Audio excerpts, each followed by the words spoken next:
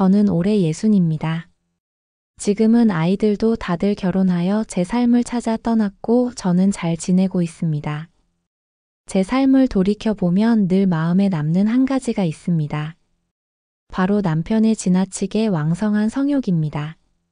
사실 저는 결혼 전까지는 그것이 제 삶에 어떤 의미가 될지 알지 못했습니다. 35년 전 제가 남편과 혼례를 올리던 날만 해도 선이 잘 들어왔으니 무난히 가정을 이루면 되겠지 정도로만 생각했지요. 말이 적고 무뚝뚝하긴 했지만 성실하고 믿음직스러워 보였고 양가 집안에도 별다른 흠이 없었기에 제게는 안정된 선택처럼 여겨졌습니다. 그때는 저 역시 제 앞날을 전혀 짐작하지 못했습니다. 결혼식을 마치고 친지들과 인사를 나눈 후 신혼여행을 떠나는 관광버스에 올랐을 때의 기억은 지금도 생생합니다. 버스 창밖으로 스쳐가는 풍경, 드레스를 벗고 단정히 한복을 입은 제 모습, 그리고 피곤한 기색에도 여전히 무뚝뚝해 보이던 남편의 얼굴. 그런데 끝자리 좌석에 나란히 앉자마자 남편은 말없이 제 손을 잡더니 이내 어깨를 감싸 안았습니다. 처음엔 설레기도 하고 어색하기도 했지만 그 순간 저는 금세 알게 되었습니다. 이 사람의 욕망은 다른 누구보다 강렬하다는 것을요.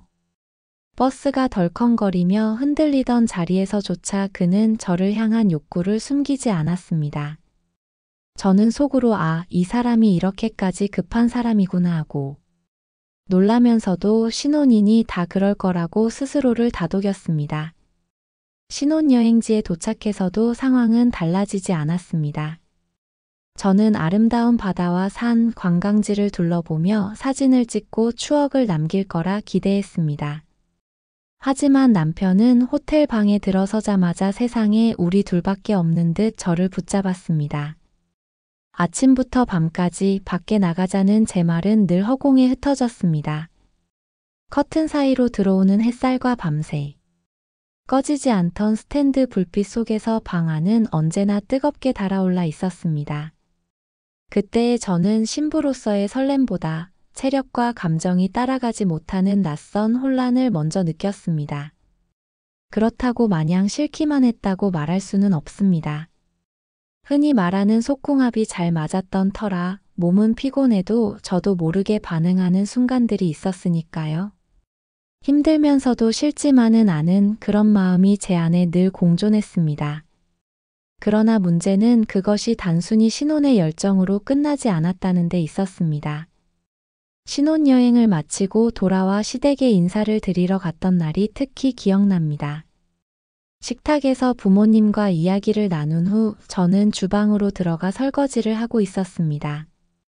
그런데 갑자기 뒤쪽 문이 살짝 열리더니 남편이 말없이 들어왔습니다. 저는 깜짝 놀라 여기서 왜 이러냐는 눈빛으로 남편을 바라봤지만 그는 아랑곳하지 않았습니다. 부모님이 거실에 계셨음에도 제 뒤에서 저를 끌어안으며 성욕을 드러냈습니다. 저는 속으로 이건 너무 심하다 싶었지만 이미 제 의사와 상관없이 그는 자신의 마음을 행동으로 표현하고 있었습니다. 놀람과 당황 그리고 알 수 없는 전율이 뒤섞였던 순간이었습니다. 그 순간 스릴을 느꼈다면 저도 모르겠네요. 그 무렵 저는 아직 세상 물정을 잘 모르는 젊은 새댁이었습니다. 그럼에도 남편의 육체적 사랑을 거부하지 못했던 이유는 그 안에 담긴 어떤 진심 때문이었습니다. 무뚝뚝하고 말 한마디 없는 사람이었지만 다른 누구도 아닌 나에게만 손길을 주는 마음은 솔직하게 드러냈습니다. 그 뜨거움 속에서 저는 이 사람이 나를 진심으로 원하는구나 하는 묘한 확신을 느꼈습니다. 힘겹고 당황스럽기도 했지만 그렇다고 미워할 수도 없었던 건 그 때문이었을 겁니다. 저는 늘 시간이 지나면 자연히 줄어들 거라 생각했습니다. 젊은 시절에는 누구나 그렇다 하지 않습니까? 뜨거움도 성욕도 세월이 흐르면 사그라진다고. 아이들이 태어나고 집안일이 바빠지고 생활에 지치면 자연히 남편도 변하리라 믿었습니다. 하지만 그것은 저의 착각이었습니다. 남편은 나이가 들어도 변하지 않았습니다. 아니, 오히려 세월이 흐를수록 더 왕성해졌다고 해야 할지도 모르겠습니다. 그때마다 저는 내가 이 사람을 너무 일반적으로 본 건 아닐까 하는 생각을 하곤 했습니다. 사실 저는 남편과 맞선을 통해 만났습니다. 처음 만났을 때 그는 말이 적고 무뚝뚝했지만 크게 거슬리지 않았습니다. 재미는 없었지만 대신 묵직한 안정감이 느껴졌습니다. 부모님도 반대하지 않으셨고 저 역시도 무난하게 받아들였습니다. 그렇게 시작된 인연이었지요. 그러나 그때는 몰랐습니다. 그의 무뚝뚝함 뒤에 또 다른 얼굴이 숨어 있었다는 것을. 돌이켜보면 제 삶은 늘 두 얼굴의 남편과 함께였습니다. 밖에서는 성실하고 과묵한 가장, 집안에서는 끊임없이 육체적인 욕정을 드러내는 남자. 그 두 얼굴 사이에서 저는 갈팡질팡했지만 결국 살아냈습니다. 당시에는 힘겹고 이건 아냐 생각했지만 지금은 그 모든 시간을 회상할 수 있게 되었습니다. 어쩌면 그것이 바로 우리 부부만의 방식이었을지도 모르겠습니다. 그렇게 해대니 당연하게도 결혼하자마자 곧장 임신을 하게 되었습니다. 신혼의 설렘이 채 가시기도 전에 찾아온 소식이었지요. 기쁨과 두려움이 교차했지만 무엇보다 새 생명을 품었다는 사실에 스스로도 놀라워하며 하루하루를 보냈습니다. 그런데 임신 중에도 남편이 성욕은 사라지지 않았습니다. 오히려 더 집요해졌다고 해야 할까요? 저는 몸도 무겁고 힘이 들어 쉬고 싶을 때가 많았지만 남편은 아랑곳하지 않았습니다. 혹시 아이에게 해가 되지 않을까 걱정하면서도 그 요구를 뿌리치지 못하고 맞이하곤 했습니다. 제 안에서 꿈틀대는 두려움과 한편으로는 남편을 외면할 수 없는 아내로서의 마음이 늘 부딪혔습니다. 아이를 낳고 나니 사정은 더욱 버거워졌습니다. 인정 사정 없이 사정했으니까요. 첫째를 돌보기도 벅찬데 얼마 지나지 않아 둘째를 가지게 되었습니다. 연년생 아이들이 태어나면서 저는 쉴 틈 없이 산후조리와 육아에 매달려야 했습니다. 밤낮으로 울어대는 아이들, 젖 먹이고 재우고 기저귀를 갈다 보면 하루가 금세 지나갔습니다. 제 몸은 늘 지쳐 있었고 마음도 여유가 없었습니다. 하지만 그런 상황에서도 남편의 요구는 멈추지 않았습니다. 피곤한 몸으로도 어쩔 수 없이 받아내야 했고, 그럴 때마다 나는 언제쯤 제대로 쉬어보나 하고 속으로 한숨을 내쉬곤 했습니다. 셋째 아이까지 낳고 나니 제 몸과 마음은 말 그대로 소모되어 가는 듯 했습니다. 그래서 결국 남편은 정관수술을 받기로 했습니다.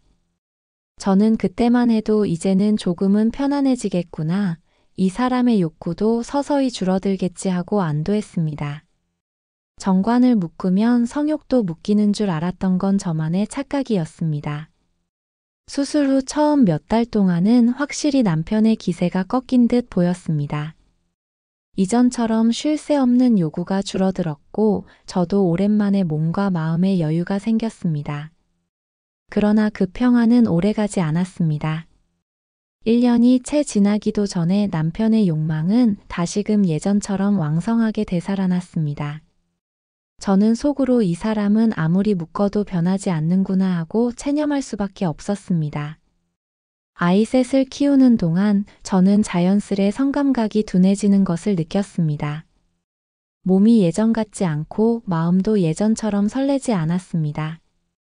젊은 날에는 억지스러워도 어떻게든 반응하던 제 몸이 세월이 흐르면서 조금씩 무뎌져 갔습니다. 남편은 그 변화를 놓치지 않았습니다. 무뚝뚝한 성격임에도 저의 작은 변화 하나는 민감하게 알아챘습니다. 그가 그 사실을 깨달았을 때 저는 한편으로 미안함과 안도감을 동시에 느꼈습니다. 하지만 남편은 거기서 멈추지 않았습니다. 어느 순간인가 남편은 제게 말없이 자신의 몸에 변화를 주었습니다. 성기에 작은 구슬을 넣어 돌아온 것입니다. 저는 깜짝 놀라기도 하고 당황스럽기도 했습니다. 그 사람답지 않은 선택이라 더더욱 낯설게 다가왔습니다. 이 사람은 대체 언제까지 이렇게 살아가려는 걸까 하는 생각에 한숨도 나왔지만 한편으로는 저를 향한 그 집착이 그의 사랑 방식일지도 모른다는 생각도 들었습니다. 우픈 건 확실히 다시 느끼기 시작했다는 걸 죽어도 남편에게 들키기 싫었는 겁니다. 왜인 줄 짐작하시죠? 그럼에도 불구하고 남편은 아버지로서는 책임을 다했습니다. 집안에선 늘 무뚝뚝하고 말이 없었지만 아이들에게는 큰 소리 한 번 내지 않았습니다. 그런 아빠를 아이들도 잘 따르고 좋아라 했습니다. 그리고 무엇보다 성실하게 직장 생활을 이어갔습니다. 매일같이 새벽에 나가 늦게 들어오는 생활 속에서도 가족을 위해 묵묵히 자리를 지켰습니다. 경제적으로도 부족함 없이 집안을 꾸려나갔습니다. 그렇게 살다 보니 우리는 빌라 생활을 벗어나 마침내 아파트로 이사를 하게 되었습니다. 저는 그 순간 이만하면 나쁘지 않다는 생각을 했습니다. 지치고 힘든 날들이 이어졌지만 남편은 늘 한결같았습니다. 욕망 앞에서는 무모할 정도로 집요했지만 가족 앞에서는 묵묵히 가장의 자리를 지켜내는 사람이었습니다. 그 두 얼굴은 때로는 제게 미움이었고 때로는 위로이기도 했습니다. 저는 늘 그 사이에서 흔들리며 살았지만 결과적으로는 여기까지 함께 살아왔습니다. 돌아보면 완벽하지는 않았지만 그렇다고 최악도 아니었던 그저 우리 부부만의 방식이었던 것 같습니다. 아이 셋을 키우며 살던 시절 저는 늘 눈치를 보아야 했습니다. 집안이 아무리 좁아도 남편의 욕망은 멈추지 않았습니다. 아이들이 거실에서 텔레비전을 보고 있어도 남편은 이불을 들고 와 덮어씌운 채 저를 붙잡곤 했습니다. 저는 속으로 아니 이렇게까지 해야 하나 싶은 생각이 수없이 들었지만 남편이 성격을 아니까 쉽게 뿌리칠 수가 없었습니다. 아이들이 혹시 눈치채지 않을까 조마조마했지만 남편은 그런 부분에는 전혀 개의치 않는 듯 했습니다. 제게는 그 시간이 긴장과 피로의 연속이었지만 남편에게는 너무도 당연한 부부의 일상이었던 것 같습니다. 아이들이 점점 자라 학교에 다니기 시작하면서 집안의 풍경도 조금씩 달라졌습니다. 아이들이 밤늦게까지 숙제를 하거나 공부를 하는 탓에 예전처럼 아무 때나 시간을 가질 수 없게 되었지요. 그러자 남편은 또 다른 방식을 찾아냈습니다. 이른 새벽 모두가 깊이 잠들어 있을 때 저만 일어나 부엌에서 아침밥을 준비하던 시간. 그때 남편은 슬그머니 다가와 아무 말 없이 저를 끌어안았습니다. 시계가 겨우 6시를 가리킬 때였습니다.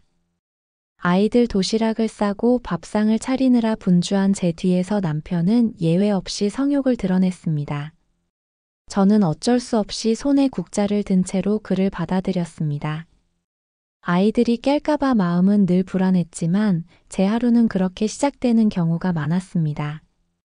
다른 집은 된장국 냄새로 아침이 열리겠지만 우리 집은 늘 남편의 체온으로 먼저 달아오르곤 했습니다. 이렇게 부부관계가 뜨겁다 해도 나이가 들수록 제 몸은 점점 지쳐갔고 마음은 외로워졌습니다.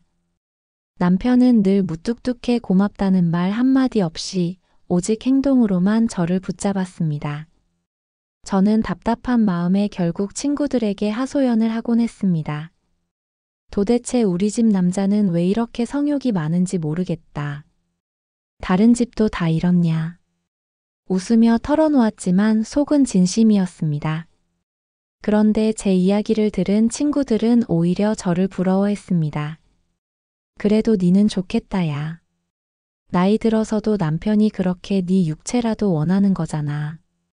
저는 어이가 없으면서도 왠지 모르게 가슴 한쪽이 풀리는 느낌을 받았습니다. 그들의 말이 위로가 되기도 했습니다. 세월이 흘러 남편이 50대 초중반에 접어들자 저는 비로소 그의 변화된 모습을 느낄 수 있었습니다. 늘 시도 때도 없이 요구하던 사람이었는데 하루에 한 번 정도로 횟수가 줄어든 것입니다. 처음에는 의아하기도 하고 드디어 이 사람도 나이를 먹었구나 하는 생각에 마음이 조금 놓이기도 했습니다. 사실 젊은 시절에는 하루에도 몇 번이고 요구하는 남편 때문에 숨이 막히곤 했으니 이제라도 줄어든 게 고맙다고 해야 할까요? 물론 여전히 제겐 벅찰 때가 많았지만 예전처럼 무리하게 밀어붙이지는 않게 된 것이 조금은 다행스럽게 느껴졌습니다. 돌이켜보면 그 시절에 저는 늘 남편의 성욕과 아이들 눈치 사이에서 아슬아슬한 줄타기를 하고 있었습니다. 아이들이 잠들었을 때, 아이들이 집을 비웠을 때, 혹은 새벽에 부엌에서조차 남편의 방식은 멈추지 않았습니다. 저는 지치고 힘들었지만 또 한편으로는 그것이 우리 집만의 일상이 되어버렸습니다. 친구들은 부러워했지만 제 마음은 늘 복잡했습니다. 이게 과연 부부의 사랑일까? 아니면 단순한 성중독일까? 수없이 자문하면서도 결국 받아들이고 말았습니다. 지금 돌이켜보니 그 모든 순간이 제 인생의 한 장면이 되어 이렇게 회상으로 남아있는지도 모르겠습니다. 그런 시간들 속에서 막내아이가 대학 입시를 무사히 마치고 집안의 긴장이 풀리자 남편과 저는 처음으로 해외여행을 계획하게 되었습니다. 아이 셋을 키우며 살림에 허덕이고 뒷바라지로 정신없이 살던 저에게 해외여행이란 남의 이야기 같았습니다. 그런데 남편이 먼저 제안을 했습니다. 이제 아이들도 다 컸으니 우리 둘만 여행 가자. 순간 저는 믿기지 않았습니다. 늘 무뚝뚝하고 일밖에 모르는 줄 알았던 사람이 먼저 여행을 제안하다니. 그렇게 저희 부부의 첫 해외여행지는 보라카이가 되었습니다. 비행기를 타고 창밖을 바라보며 저는 내내 묘한 기분이었습니다. 30해가 넘도록 아이와 집안일에 매달리느라 제 인생을 돌아볼 여유조차 없었는데 이렇게 남편과 단둘이 해외에 나와 있다니 꿈만 같았습니다. 비행기에서 내려 바닷바람이 스치던 순간 저는 제 앞에 펼쳐진 풍경이 믿기지 않았습니다. 바다는 마치 에메랄드였고 햇빛 따사로웠고 파도는 마치 누군가의 숨결처럼 잔잔히 밀려왔다가 부드럽게 사라졌습니다. 하얗게 이어진 모래사장은 발자국조차 아까울 만큼 곱고 고왔습니다. 발끝에 닿는 모래가 마치 밀가루처럼 부드러워 걸음을 옮길 때마다 제 마음까지도 푹신하게 받쳐주는 듯 했습니다. 하늘은 끝이 보이지 않을 만큼 넓고 구름은 솜사탕처럼 흩어져 있었습니다. 석양이 가까워지자 하늘은 연분 홍빛으로 물들었고 바다는 그 색을 고스란히 비추며 한 폭의 그림이 되었습니다. 그 순간 저는 나도 모르게 숨을 멈추었습니다.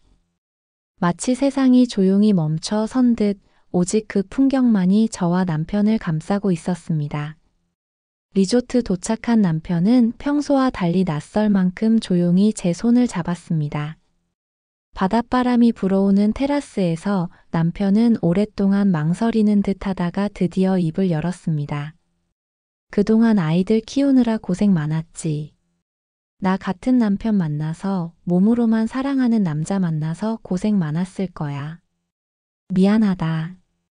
이제부터는 다정한 남편이 되도록 노력하겠다. 저는 순간 아무 말도 할 수 없었습니다. 평생 무뚝뚝하게 응, 그래만 하던 남편의 입에서 그런 고백과 사과가 나올 줄은 상상조차 못했습니다. 그 말 한마디에 제 마음속에 쌓였던 울분과 서운함이 눈 녹듯 사라지는 것 같았습니다. 눈물이 핑 돌았지만 애써 웃으며 나도 고맙네. 당신이 이렇게 말해주니 하고는 말을 잇지 못했습니다. 그날 결혼 후 처음으로 제가 먼저 남편을 덮치고 말았습니다. 그날따라 유난히 침대가 젖었습니다. 보라카이에 와서 평생 처음으로 몸으로 하는 데이트 말고 마음으로 하는 데이트라는 것을 했습니다. 해변가를 나란히 걸으며 사진을 찍고 작은 레스토랑에 들어가 둘만의 식사를 했습니다. 늘 집에서는 관계 후 숟가락만 들던 남편이 처음으로 메뉴를 고르고 와인을 시키는 모습은 낯설면서도 감동스러웠습니다.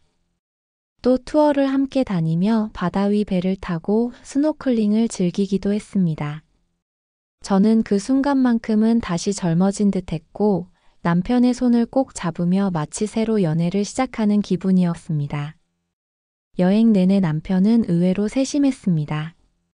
제가 더위를 먹을까 수건을 챙겨주고 바닷물에 발이 젖을까 신발을 먼저 벗어주었습니다. 숙소에서는 늘 먼저 말없이 다가오던 사람이었는데 이번엔 오히려 조심스럽게 제 눈치를 살피며 다가왔습니다. 마치 그동안 해오던 방식이 아닌 새로운 모습으로 저를 대하고 있다는 게 느껴졌습니다. 저는 속으로 이제야 이 사람과 진짜 부부가 되는 건 아닐까 하는 기대가 생겼습니다. 보라카이의 석양은 그 어떤 장면보다도 아름다웠습니다.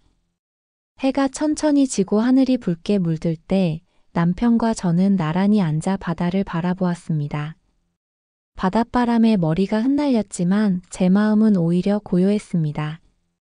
보라카이는 제게 단순한 여행지가 아니었습니다. 아이들 키우느라 지쳐있던 제 마음을 한순간에 씻어내리고 다시금 여자로 한 사람으로 살아있음을 느끼게 해준 곳이었습니다. 바람은 따뜻했고 공기는 향기로웠습니다. 앞으로의 인생이 조금은 다르게 펼쳐질지도 모르겠다. 그렇게 믿고 싶었습니다. 지금까지는 남편의 욕망과 고집에 맞춰 살아온 세월이었다면 이제는 다정함과 따뜻함 속에서 함께 걸어갈 수 있지 않을까? 그런 기대가 제 마음을 가득 채웠습니다. 그 여행은 제게 단순한 휴식 이상의 의미를 주었습니다. 남편이 제게 처음으로 내뱉은 진심 어린 사과, 그리고 앞으로 변하겠다는 약속. 그것이 저의 지난 세월을 위로해 주었습니다. 저는 그 순간을 오래도록 간직하고 싶었습니다. 그리고 생각했습니다. 앞으로의 길은 지금까지와는 다를 수 있다. 그렇게 여행을 마치고 새로운 시작을 기대하며 남편과 함께 하루하루를 보내던 어느 날, 저는 생각조차 하지 못했던 시련을 맞이하게 되었습니다. 남편이 갑작스러운 교통사고를 당한 것입니다. 평생 무뚝뚝하지만 성실하게 제 곁을 지켜주던 사람이었기에 그 소식을 처음 들었을 때 저는 믿을 수가 없었습니다. 병원으로 달려갔지만 이미 남편은 깊은 잠에 빠진 듯 눈을 뜨지 못했습니다. 의사의 말은 잔인할 만큼 냉정했습니다. 가족분 마음의 준비를 하셔야 합니다. 그 말 한마디에 제 세상이 산산이 부서져 내리는 것 같았습니다. 마음으로 남편을 사랑하고 마음으로 사랑받는 느낌을 느낄 새도 없이 갑작스러운 일이었습니다. 심지어 이럴 일이 있을 걸 알고 사람이 변했나 하는 생각도 수없이 들었습니다. 농담 삼아 했던 사람이 변하면 죽는다는 말이 현실이 되어버렸습니다. 장례를 치르는 내내 저는 아무 말도 할 수 없었습니다. 눈물이 마를 날이 없었고 슬픔은 파도처럼 밀려와 제 몸을 붙잡았습니다. 아이들과 친척들이 곁에 있었지만 제 마음은 텅 빈 집 안에 혼자 남은 듯 외로웠습니다. 남편이 없는 하루는 너무나 낯설었습니다. 늘 곁에 당연하게 있던 사람이 하루아침에 사라졌다는 사실이 믿기지 않았습니다. 사람들은 시간이 지나면 괜찮아질 거라 위로했지만 저에게는 그 한 달이 마치 수십 년처럼 길고 고통스러웠습니다. 다행이라면 다행일까요? 남편이 평생 성실히 직장 생활을 해왔기에 퇴직금과 사망보험금이 제게 남았습니다. 아이들도 다 자라 제 각자의 삶을 살고 있었으니 생활에 대한 큰 걱정은 없었습니다. 그러나 먹고 사는 문제와는 별개로 제 마음의 허전함은 채워지지 않았습니다. 남편이 사라진 빈자리는 돈으로도 아이들로도 메울 수 없는 것이었습니다. 집안 곳곳에서 남편의 흔적이 느껴졌습니다. 밥상을 차리다 보면 늘 제 어깨를 툭 치던 손길이 그리워졌습니다. 빨래를 널다 보면 아무 말 없이 다가와 껴안던 그 온기가 떠올랐습니다. 심지어 욕실에 들어설 때면 뒤에서 물을 끼얹던 장난기 섞인 손길이 떠올라 저도 모르게 울컥하곤 했습니다. 처음에는 그리움이 마음에만 머물렀습니다. 하지만 시간이 흐르자 그 허전함은 마음을 넘어 제 몸으로 번져오기 시작했습니다. 저는 그제야 깨달았습니다. 남편 곁에 있을 때는 너무 당연하게 여겼던 것들을 이제는 다시는 가질 수 없다는 사실을. 남편이 제게 하루도 거르지 않고 다가왔던 그 시간들이, 때로는 버겁고 힘들다 여겼던 순간들이 사실은 제 삶을 채워주는 소중한 시간이었음을 뼈저리게 느꼈습니다. 매일같이 이어지던 부부의 생활은 제 몸과 마음을 하나로 묶어주는 끈이었습니다. 남편이 없어진 지금 저는 그 끈이 끊어져 버린 듯 허공에 매달린 기분이었습니다. 오히려 남편이 살아있을 때는 몰랐던 사실을 이제야 깨닫게 되었습니다. 아, 나에게도 욕망이 있었구나. 나는 단순히 받아주기만 한 존재가 아니라 그 속에서 나 역시 살아있음을 느끼던 사람이었구나. 남편의 집요함에 지쳐 원망하던 순간들도 많았지만 이제는 그 모든 것이 그립고 고마웠습니다.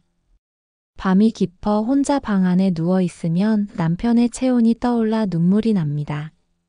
새벽녘 부엌에서 밥을 짓던 그때 아무 말 없이 다가와 저를 끌어안던 순간이 선명하게 되살아납니다. 아이들 앞이라 불안해하며 이불을 덮었던 기억, 여행지에서 처음으로 다정하게 고백해주던 목소리, 그 모든 장면이 파도처럼 밀려옵니다. 그립습니다. 너무나도 그립습니다.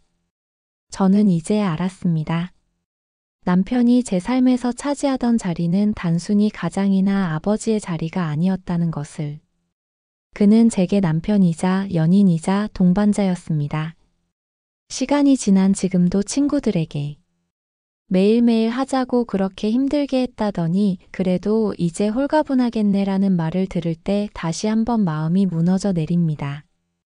성실히 직장 생활을 하고 가족을 위해 한평생을 바친 사람에게 내가 그런 이야기를 하고 다녔다는 게 미안하기 그지없습니다. 지금 와서 생각해보면 그와의 뜨거운 순간들, 때로는 힘겹고 버겁던 그 일상조차도 그립습니다.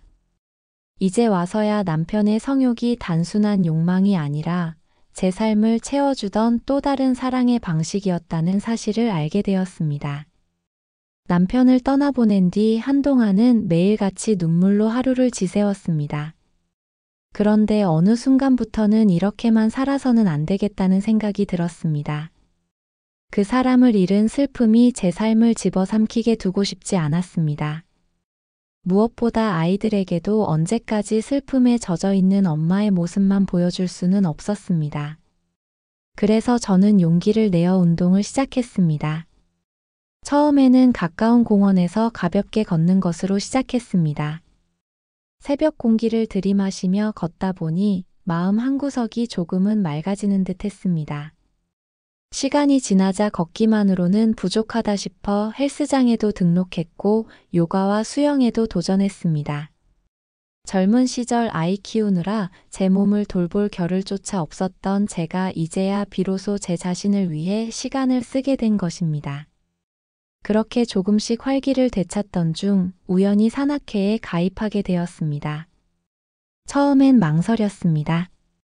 낯선 사람들과 어울리는 게 부담스럽기도 했고 또 제 나이에 무슨 산악회냐는 생각도 들었지요.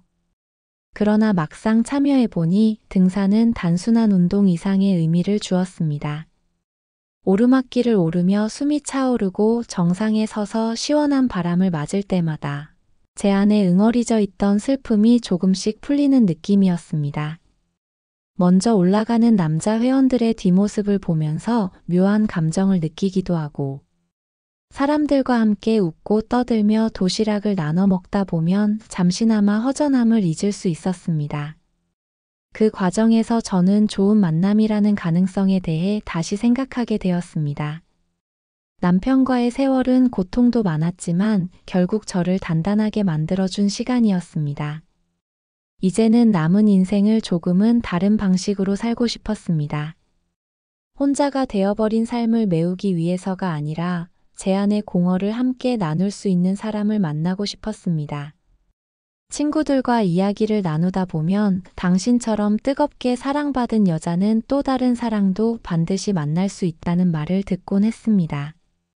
예전 같았으면 손사래를 치며 부정했겠지만 지금은 그 말이 마음에 조금은 와 닿습니다. 솔직히 고백하자면 저는 이제 다음에 만날 사람도 남편처럼 성욕이 왕성하기를 은근히 기대합니다. 젊은 시절에는 남편이 끝없는 요구에 지쳐 원망하기도 했지만 막상 그것이 사라지고 나니 제 삶이 얼마나 허전한지 뼈저리게 깨달았습니다.